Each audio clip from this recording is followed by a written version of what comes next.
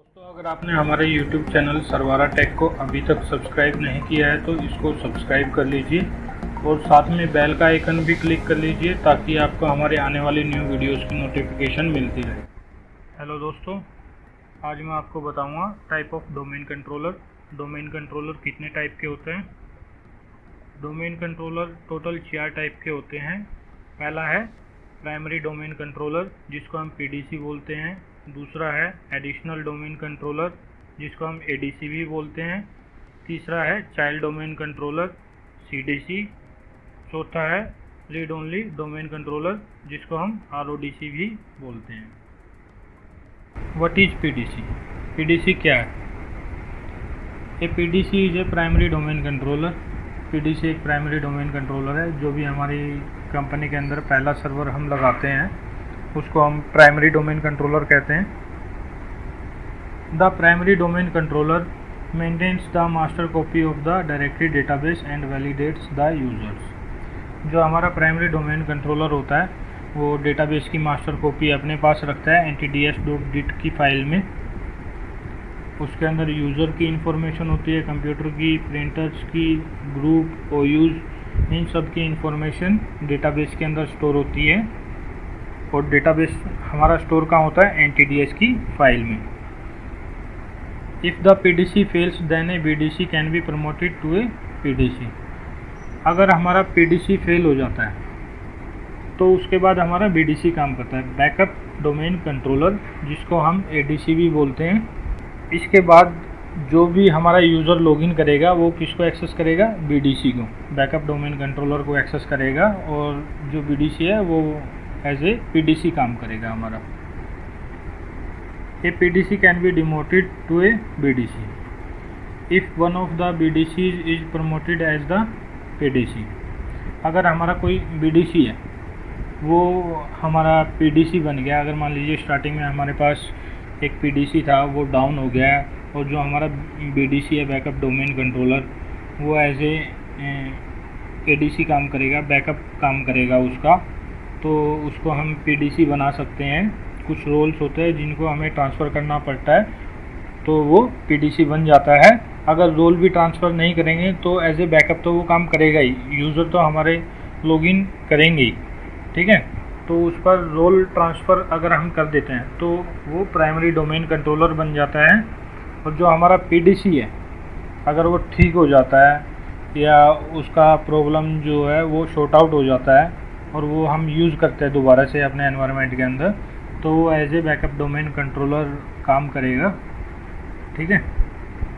इसके बाद आता है PDC also called as root domain controller. जो हमारा PDC होता है उसको हम रूट डोमेन कंट्रोलर भी कहते हैं, फॉरेस्ट रूट डोमेन कंट्रोलर भी कहते हैं और ट्री रूट डोमेन कंट्रोलर भी हम PDC को ही कहते हैं।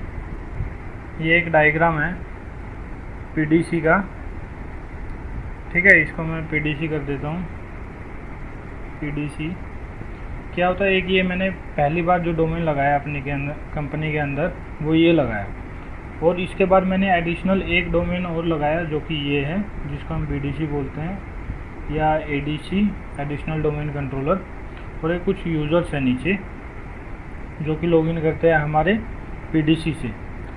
अगर हमारा ये डेटाबेस है और ये सर्वर है ये डाउन हो जाता है तो इस कंडीशन में क्या होगा? ये जो हमारे यूज़र्स नीचे दिए हुए हैं ये लॉगिन करेंगे हमारे BDC के थ्रू।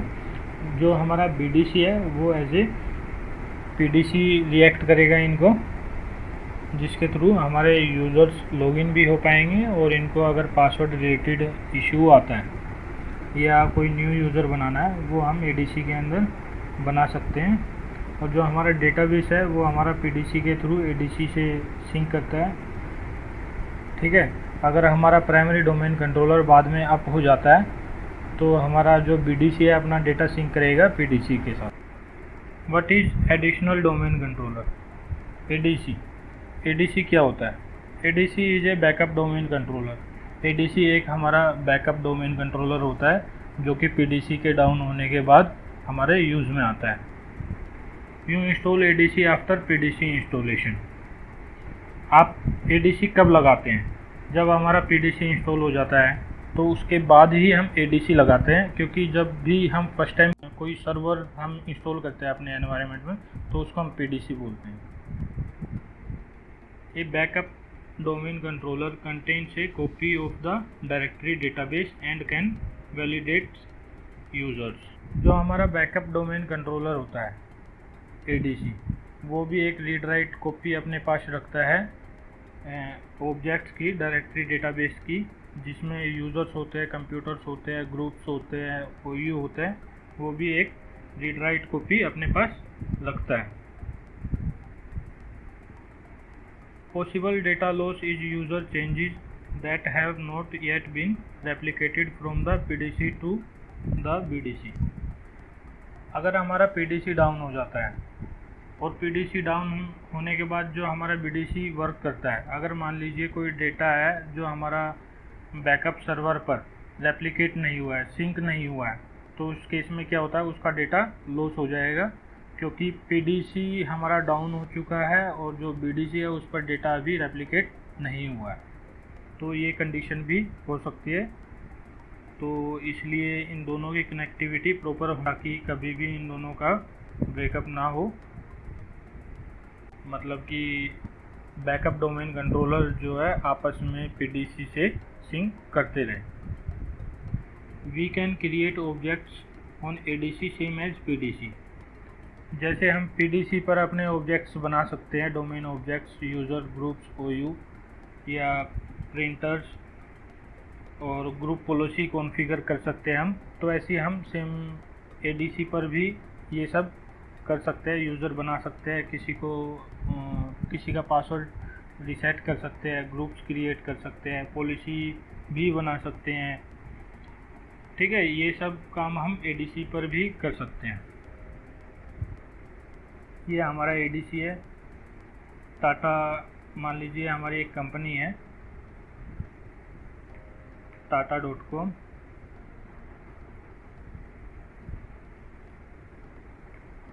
ये हमने एक ADC लगाया हुआ है जिसको हम BDC भी बोलते हैं, और ये प्राइमरी डोमेन कंट्रोलर है। ये हमारा स्विच है, स्विच के थ्रू हमारे सारे यूज़र्स कनेक्ट है। ठीक है, मान लीजिए हमारा PDC ये डाउन हो जाता है, तो उस केस में क्या करता है, हमारा ADC काम करेगा जिसका नाम tata.com है। दोनों हमेशा जो डोमेन नेम है वो सेम ही रहेगा, ADC में भी और PDC में भी। ऐसा नहीं है कि जो आपका ADC है उसका कुछ और नाम होगा। ठीक है, अगर मान लीजिए आपका ये डोमेन कंट्रोलर डाउन हो जाता है तो उस केस में क्या होता है कि आपकी जो पॉलिसीज़ है वो कंप्यूटर्स पर अप्लाई नहीं हो पाती और यूज़र्स लॉगिन नहीं कर पाते अपने सिस्टम्स पर।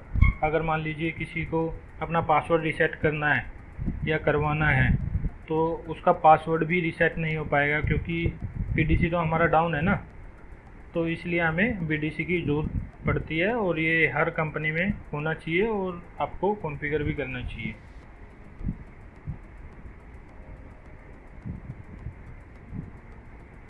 अब आता है what is RODC, read only domain controller. A read only domain controller is special type of domain controller which store the password of some user, not for all. RODC क्या है, हमारा एक स्पेशल टाइप का domain controller है जिसके पास only read के access होते हैं। जैसा कि हमने देखा था PDC और ADC, उन दोनों के पास रीड और राइट के दोनों के एक्सेस होते हैं। उन पर हम यूज़र्स बना भी सकते हैं और डिलीट भी कर सकते हैं, लेकिन RODC के अंदर हम ऐसा नहीं कर सकते हैं। RODC पर हमारे ओनली रीड ओनली एक्सेस होते हैं। If RODC is stolen, we can change password from forest domain controller। अगर मान लीजिए आपका RODC चोरी हो जाता है तो उस केस में क्या होता है कि आप RODC के अंदर जितने भी यूज़र हैं उनका पासवर्ड रीसेट कर सकते हैं फॉरेस्ट डोमेन से।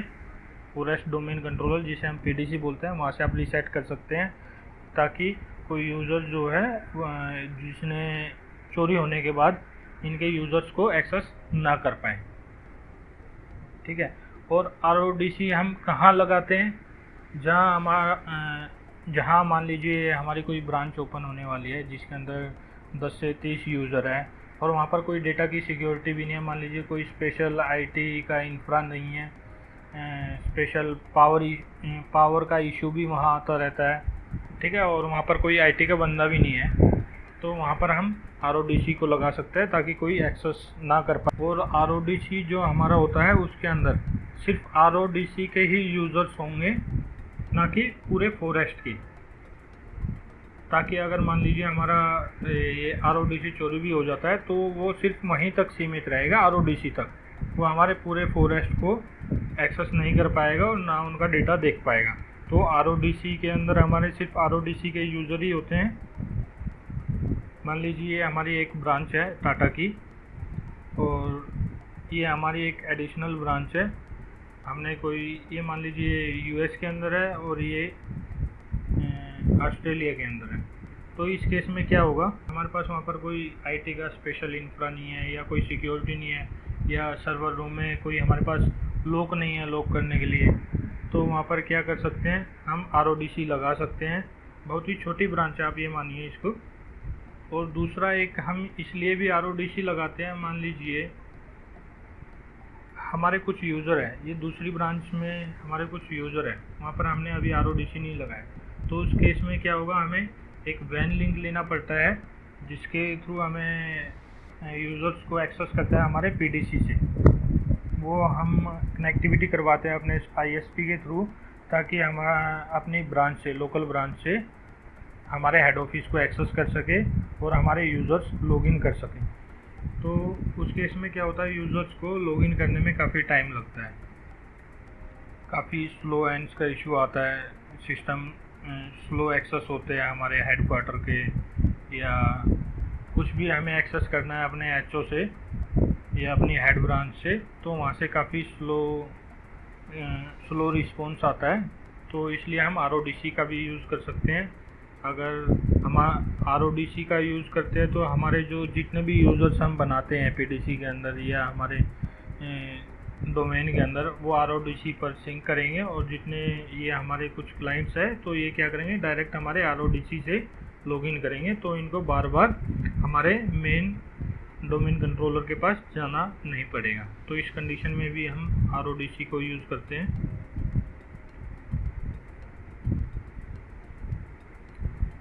अब आता है child domain controller. Child domain controller क्या होता है?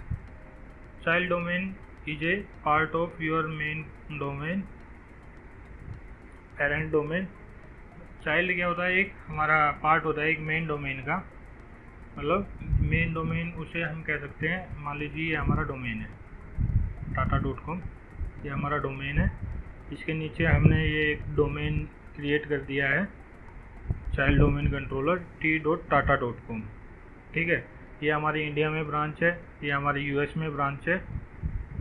तो हमेशा क्या करता है, ये अपने पेरेंट का नेम यूज़ करते हैं, जैसे इसका tata.com है और ये हमारी T की ब्रांच है, तो इसको हम क्या लिख सकते हैं, t.tata.com। इसको आप अगर और कुछ नाम देना चाहते हैं, मान लीजिए आपकी ऑटोमोबाइल की कंपनी है, ये किसी गाड़ी की कंपनी है, तो आप यहाँ पर automobile.tata.com यूज़ कर सकते हैं। एक ब्रांच और हम ओपन करते हैं चाइना में, जो कि मोबाइल की है। उस केस में क्या होगा, चाइना के अंदर हमारी ब्रांच है, तो हमें मोबाइल की ब्रांच ओपन करनी है, तो हम इसे नाम देंगे mobile.tata.com। जो भी हमारे इन ब्रांच के अंदर यूज़र होंगे वो हमारे चाइल्ड डोमेन कंट्रोलर को एक्सेस करेंगे, और जो इस ब्रांच के अंदर हमारे यूज़र्स होंगे वो इस चाइल्ड डोमेन कंट्रोलर को एक्सेस करेंगे, और ये जो चाइल्ड डोमेन कंट्रोलर होंगे वो हमारे PDC से सिंक करेंगे। जो हमारा फॉरेस्ट रूट डोमेन कंट्रोलर होगा वो उससे सिंक करेंगे, ठीक है। ऐसे ही आप और भी ब्रांच बना सकते हैं, मान लीजिए ऑस्ट्रेलिया है या पाकिस्तान है या हमारे इंडिया के अंदर ही बेंगलोर है, तो आप ऐसे और भी ब्रांच बना सकते हैं जिनको हम बोलेंगे child domain controller.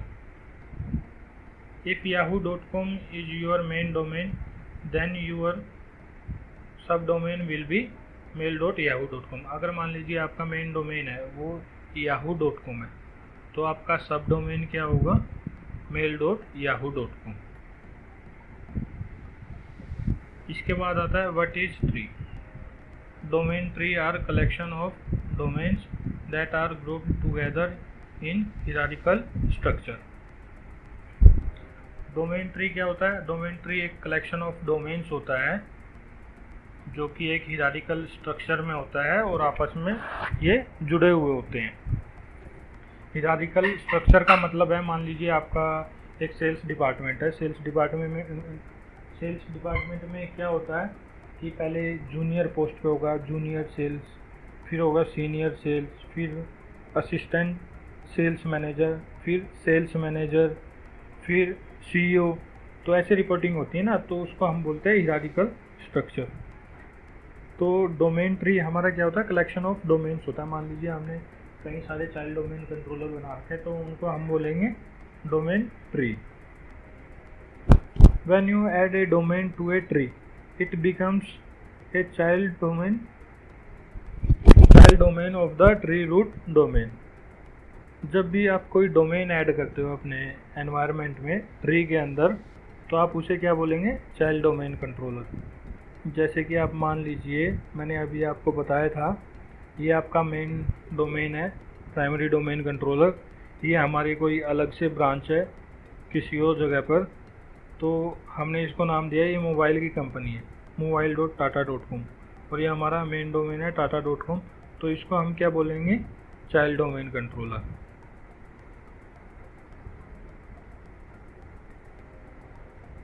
The domain to which a child domain is attached is called the parent domain. Child domain आपका जिस ब्रांच या आपका जिस ऑफिस से कनेक्ट होगा या जिस पेरेंट डोमेन से जुड़ा होगा, तो उसको क्या बोलेंगे? Parent domain. मान लीजिए ये आपका डोमेन है चाइल्ड डोमेन कंट्रोलर, और ये आपका मेन डोमेन है, तो इसको हम चाइल्ड डोमेन कंट्रोलर बोलेंगे और इसी को हम पेरेंट डोमेन कंट्रोलर बोलते हैं।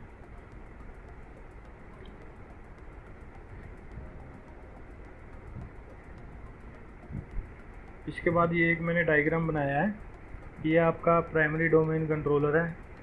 ये आपने एक एडीसी बनाया है इसके बैकअप के लिए, जो डेटा बेस आपका इस पर होगा वही एडीसी से सिंक करेगा, और जो एडीसी पर होगा वही पीडीसी पर होगा।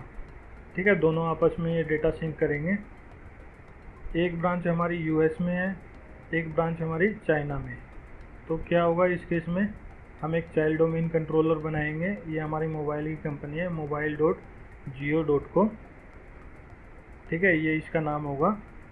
लेकिन इसके लिए आपको क्या करना पड़ेगा? आईएसपी को आपकी कनेक्टिविटी करवानी पड़ेगी, अपने नेटवर्क की आपको कनेक्टिविटी करवानी पड़ेगी आईएसपी से। उसको बोलना पड़ेगा कि हमारा एक ब्रांच है, उसका ये आईपी है इस कंट्री में, तो हमें वहाँ से आपस में लिंक करवाने हैं, जिसको हम MPLS लिंक भी बोलते हैं। वो आप एक कनेक्शन लोगे तो उसके बाद आप ये यहाँ पर चाइल्ड डोमेन कंट्रोलर बना पाओगे। मोबाइल की कंपनी है mobile.jio.com, जियो है। ठीक है, जियो ने एक ब्रांच खोल दी है यहाँ पर यूएस में। इसके बाद आता है, अब क्या हुआ यूएस के अंदर एक ब्रांच और ओपन हो गई है टेक्सास में, और एक ओपन हो गई है टोरंटो में। अब टेक्सास वाली को हम क्या नाम देंगे? texas.mobile.jio.com, क्योंकि ये जो टेक्सास की ब्रांच है ये हमारी किसको फॉलो करेगी? हमारे CDC को। तो ये टेक्सास वाली ब्रांच है हमारे, जो CDC का पेरेंट डोमेन नेम है उसको फॉलो करेगी mobile.jio.com, texas.mobile.jio.com। तो इसको हम ग्रैंड चाइल्ड डोमेन कंट्रोलर भी बोलते हैं, क्योंकि जो हमारा प्राइमरी डोमेन कंट्रोलर है इसका ये ग्रैंड चाइल्ड डोमेन कंट्रोलर बन गया है। तो ऐसे यहाँ पर टोरंटो में toronto.mobile.jio.com ये हमारी ब्रांच होगी। अगर आप इनके नीचे भी कुछ CDC लगाना चाहते हैं तो वो भी आप लगा सकते हैं। तो वो क्या करेंगे? अपने पेरेंट डोमेन का नेम फॉलो करेंगे। मान लीजिए यहाँ पे ब्रांच 2 आपने ओपन करनी है, तो बोलेंगे आप branch2.toronto.mobile.jio.com। ठीक है, तो ऐसे ही हमारे पास चाइना में हमने एक ऑफिस ओपन किया है जियो ने। तो वहाँ पर किस चीज़ की कंपनी है? वो चाय की कंपनी है। ठीक है, चाय की कंपनी है, तो वहाँ पर हम चाय का यानी टी का ही नाम यूज़ करेंगे, t.jio.com। ये हो गया हमारा चाइल्ड डोमेन कंट्रोलर, जो कि PDC से हमारा लिंक है। तो यहाँ पर भी आपको लिंक कनेक्टिविटी करवाना पड़ेगा अपने ISP के थ्रू, ठीक है। उसके बाद आप चाइल्ड डोमेन कंट्रोलर बना सकते हैं। इसके बाद वुहान के अंदर एक ब्रांच और ओपन होती है जिसको हम बोलेंगे wuhan.t.china.geo.com। सॉरी, ये गलत हो गया है, ये चाइना नहीं आएगा यहाँ पर, wuhan.t.geo.com ये हमारा नेम फॉलो करेंगे, ठीक है। ये CDC बन गया है, GCDC, सॉरी, ये हमारा GCDC बनेगा। एक हमारा GCDC यहाँ पर है, बीजिंग में हमने एक ब्रांच ओपन करी है, तो इसका नाम क्या होगा, beijing.t.geo.com। और जो ट्री है वो ट्री क्या कहलाएगा, ये जो हमारे सारे डोमेन्स है ये आप देख सकते हैं, ये हमारा ट्री कहलाएंगे। और जो इधर वाली ब्रांच के ये भी हमारे ट्री कहलाएंगे। और जो हमारा पूरा एनवायरनमेंट है, पूरा एनवायरनमेंट जिसे मैंने ग्रीन किया हुआ है, तो इसको हम बोलेंगे फॉरेस्ट। और जो हमारा ग्लोबल कैटलॉग सर्वर होता है वो हम प्राइमरी डोमेन कंट्रोलर को ही बोलते हैं मोस्टली। जैसे रूट डोमेन कंट्रोलर है उसको हम ग्लोबल कैटलॉग सर्वर बोलेंगे, ठीक है। और रूट डोमेन कंट्रोलर भी इसी को बोलते हैं, और फॉरेस्ट रूट डोमेन कंट्रोलर भी इसी को बोलते हैं, और आप ट्री डोमेन कंट्रोलर वो भी इसी को बोलते हैं। इस वीडियो में इतना ही। अगली वीडियो में हम देखेंगे एक्टिव डायरेक्टरी कैसे इंस्टॉल करते हैं। ये मैंने इसलिए बताया क्योंकि जब हम एक्टिव डायरेक्टरी को इंस्टॉल करेंगे तो वहाँ पर ये सब ऑप्शन आपसे पूछे जाएंगे। चाइल्ड डोमेन कंट्रोलर आपको कॉन्फ़िगर करना है या एडिशनल डोमेन कंट्रोलर, या आपको RODC बनाना है।